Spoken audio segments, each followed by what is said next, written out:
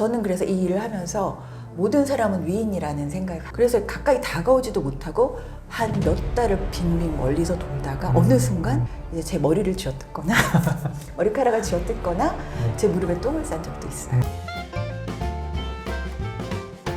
네, 오늘은 나의 위로가 당신의 위로가 되기의 저자 백지상 작가님 모시고 이야기 나눠보도록 하겠습니다.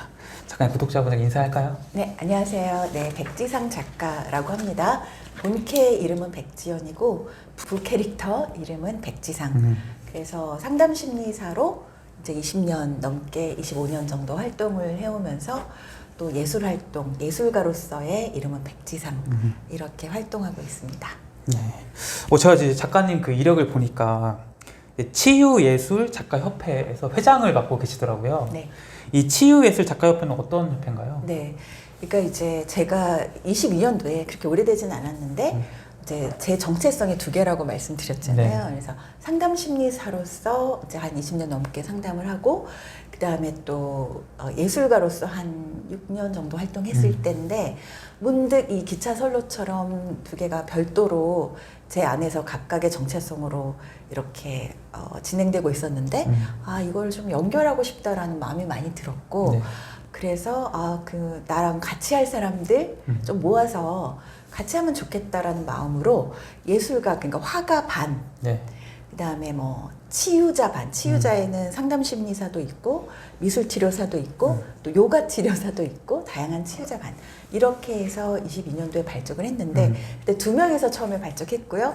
한 2달 만에 한 이제 10 몇 명이서 전시를 같이 했고 그 다음에 지금은 뭐 이제 임원 12명, 정회원이 한 25명, 그 다음에 일반 회원 한 50여 명 이렇게 구성되어 있습니다. 그러니까 이제 치유하고 예술에 이제 관심이 많았는데 네. 그 둘을 합쳐보면 어떨까 해가지고 네, 네. 이제 이렇게 협회를 만들었다는 네, 말씀이시죠? 맞아요. 그러면은 이게 치유와 예술을 합쳤을 때 좀 어떤 좀 시너지 효과가 있을까요? 그러니까 우리가 치유를 할 때 이제 좀 가장 기본이 되는 게 이제 심리 상담인데 언어로만 주로 진행이 되죠. 그쵸, 말로. 그래서 주로 말로만 진행되는데 그 많은 스토리들이 다 비밀 보장이에요, 우리는. 우리의 기본 직업 정신은 무조건 비밀 보장이에요. 네. 그래서 어떤 것도 발설할 수가 없는데 너무나 인상 깊고 감명 깊고 그런 정말 이렇게 나누고 싶은 스토리들이 많이 있어요. 그런데 이게 이제 표현이 안 되다 보니까 상담 심리사들 만나서 얘기해 보면 표현 욕구들이 되게 커져 있어요. 그래서 이제 그림을 만나자마자 반하는 분들이 많았거든요. 그렇기도 하고 반면에 화가들은 또 치유 쪽이 약해요. 그래서 그림을 그리지만 이게 직업으로 그리다 보니까 굉장히 스트레스를 받고 그래서 예술 치유에 굉장히 관심이 많아요. 그래서 이분들을, 저는 이 두 가지 영역을 다 아는 사람이니까 네네.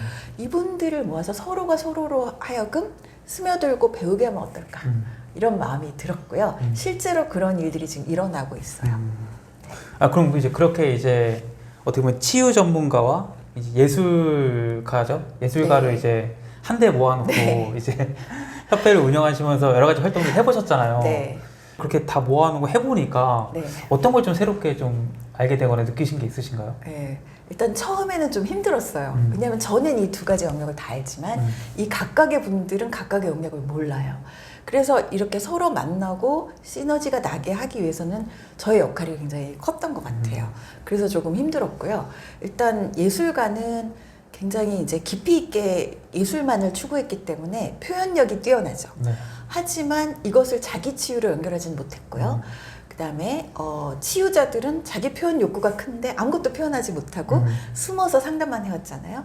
그래서 이것들이 이제 만났을 때 예술가들은 조금 더 치유를 배워서 조금 내려놓고, 욕심을 내려놓고 이완하고 그림을 그리는 법, 이런 것들을 배우게 되고요. 그러니까 자기 치유와 더불어 그다음에 우리 이제 그 심리 상담하는 분들은 그림을 통해서 내가 만난 내담자들의 스토리, 또 경험, 또 자기 표현 욕구를 좀 실현할 수 있게 되는 그런 과정이었던 것 같아요. 작가님께서 25년 정도 이제 상담 심리사로서 이제 상담을 해오면서 네.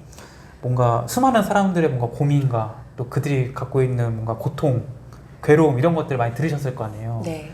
이런 일을 하시면서 어떤 걸 느끼세요? 저는 우리 직업은 그러니까 적어도 저 개인적으로는 네. 목격자라고 생각이 들어요. 목격자. 어떤 목격자냐면 그 인생을 살아가는 그 사람들의 엄청난 고통과 왜냐하면 고통스러운 사람들이 오니까요. 그리고 그 고통에서 헤어나기 위한 과정 그리고 인생의 한 챕터를 넘기는 과정 그러니까 그 전환점이 굉장히 감동스러울 때가 있어요. 네. 그러니까 자기의 고집을 내려놓고 문득 받아들이고 나에 대한 여러 가지 괴롭게 자신을 괴롭혔던 여러 가지 습관을 욕심을 내려놓는 순간들이 있어요. 그때를 애정 어린 시선으로 지켜보면서 그분들이 변해가는 과정을 적어도 저는 알잖아요. 우리가 표현할 수는 없지만 비밀 보장 때문에. 그쵸. 그래서 정말 감동적인 순간들이 많고 저는 그래서 이 일을 하면서 모든 사람은 위인이라는 생각을 갖게 됐어요. 네. 제가 바뀐 점은 모든 사람은 보이지 않는 위인이다. 다만 위인 전에 알려지지 않았을 뿐. 네. 근데 저는 그 많은 2만 몇천 시간을 상담하면서 그 많은 위인전을 읽은 셈이죠. 그러면은 이게 뭐 보통 사람들은 이제 자기가 위인이라고 생각하진 않잖아요. 그렇죠. 그럼 작가님께서 이제 수많은 사람들의 이야기를 듣고 고민을 나누면서 그들을 이제 다 위인이라고 뭐 보게 된 뭐 이유나 계기가 있으신가요? 그 부분은 네. 이제 우리가 변할 수 있다라는 거는 고통을 받아들일 때 변할 수 있게 되거든요. 고통을 회피하면 증상이 되는 거고 고통을 내가 받아들이는 순간 이제 변화가 시작돼요. 근데 그 고통을 받아들이고 직면하기 위해서는 굉장한 용기가 필요해요. 그 용기를 갖는 사람들을 저는 봤잖아요. 그런 면에서 가장 큰 용기는 자신을 받아들이는 용기라고 생각하거든요. 내가 이런 모습일 리가 없어. 난 이런 모습이고 싶지 않아. 로부터 아 나는 이런 모습이구나. 하지만 이런 나도 나야. 라고 받아들이는 그 순간의 용기. 그리고 그것을 받아들인 다음에 생활에 적용해 나가고 쓰러졌다가 일어서는 그 용기. 이런 부분이 저는 위인이라고 느껴져요. 혹시 그러면은 뭐 정말 많은 사람들을 만나서 얘기를 나눠보셨겠지만 뭐 유독 이런 것들은 좀 기억에 남더라. 혹시 이런 거 있을까요? 저는 이제 초기에 네. 그 상담을 처음에 이제 시작했을 때 굉장히 척박하던 시기였어요. 유료 상담이란 게 거의 없고 네. 성인 상담도 거의 없고 오로지 대학생활상담센터의 무료 대학생 상담이나 혹은 이제 그때는 한국 청소년 상담원이라고 해서 이제 그 무료 상담만 이렇게 있던 때여서 그때 저는 저의 지향점은 현장에서 다양한 사람들을 만나고 싶었어요. 그리고 현장에서 실력을 쌓고 싶었어요. 네. 그러니까 무료 상담이 아니라 정말 힘들게 부딪히면서 다양한 사례를 보고 싶었거든요. 그래서 현장에 뛰어들어서 그때는 이제 상담이란 게 발달 장애에 대한 아동 상담밖에 없었어요. 현장에 할 수 있는 게. 그래서 저는 처음에 굉장히 고생하면서 건당 5,000원 네. 말도 안 되는 비용이고 이전에 제가 가졌던 직업보다 10분의 1의 그 페이를 받았지만 그 발달 장애 아들을 먼저 만나게 됐는데 그 발달 장애 아들에게서 저는 상담의 ABC를 다 배웠다라고 전 제자들한테 얘기하거든요. 네. 왜냐하면 그 아이들이 이제 언어가 안 되는 아이들이 대부분이었어요. 그러니까 언어가 안 되다 보니까 이렇게 눈짓, 뭐 행동 이런 것들에 굉장히 민감한 거예요, 아이들이. 그래서 아이들이 본능적으로 제가 조금이라도 딴 생각을 하면 알아요. 근데 저는 그때 초보였고 초심자인데 어쩌다 보니까 소문이 나서 너무 많은 케이스들이 몰려들었는데 이제 그 많은 케이스들을 하는데 제가 그 아이들에게 이제 딴 생각을 예를 들어서 제가 막 굉장히 힘든 일이 인생에서 막 있을 수 있잖아요. 네. 그렇게 일을 하면서도 졸업하고 논문 쓰고 막 온갖 삶에 결혼하고 아이 낳고 이 많은 일들을 경험하면서 다른 생각을 할 때마다 이 아이들은 이제 제 머리를 쥐어뜯거나 머리카락을 쥐어뜯거나 네. 제 무릎에 똥을 싼 적도 있어요. 그러니까 제가 생존을 위해서 저는 이제 집중을 해야만 했어요. 어떻게 하면 이 아이들을 제가 한순간도 놓치지 않고 온전히 이 아이들에게만 집중할 수 있을까.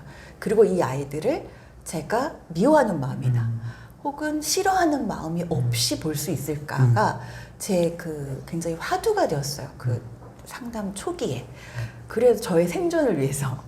그러면서 그 부분을 추구하면서 제가 많이 성장을 했거든요. 근데 그 아이들에게 정말 저는 정말 많은 걸 배웠고 특히 사랑을 배웠던 것 같아요. 아이들이 그 어떤 제가 치료를 하면 얼마나 했겠어요. 네. 정말 초보였던 시기인데 그때 아이들이 그런 어떤 진심에 너무나 잘 반응을 해줬기 때문에 어른은 속일 수 있지만 네. 아이들 특히 발달장애 아들은 속일 수 없어요. 언어로. 그래서 진심의 아이들이 너무나 잘 반응했기 때문에 진심을 갖는 법, 온전히 그 순간에 진심으로 대하는 법 이런 것들을 연구하게 해줬고 그 아이들이 거기에 정말 온전히 반응을 해줬어요. 그러면서 어떨 때 어떤 아이는 정말 기적처럼 너무 많이 회복된 아이들이 많았고 특히 이제 애착장애 아동들은 네. 관계를 못 하거든요.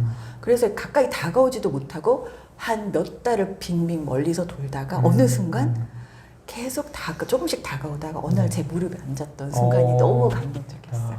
20몇 년, 25년 전 정도 네. 됐지만 잊을 수 없는 순간이었던 것 같아요. 이제 작가님께서 이제 그 발달 아이들을 이제 상담하면서 사랑을 배웠다고 하셨잖아요. 네. 그럼 이제 그때 배웠던 그 사랑이란 거는 뭐라고 생각하세요? 사랑은 네. 그냥 단순하게 정의는 정말 많죠. 근데 제가 경험한 정의는 네. 판단하지 않는 것. 오. 그 사람에 대해서 네. 옳다 그르다 못생겼다 잘생겼다 잘한다 못한다를 벗어나서 그 사람을 보는 것 네. 인 것 같아요.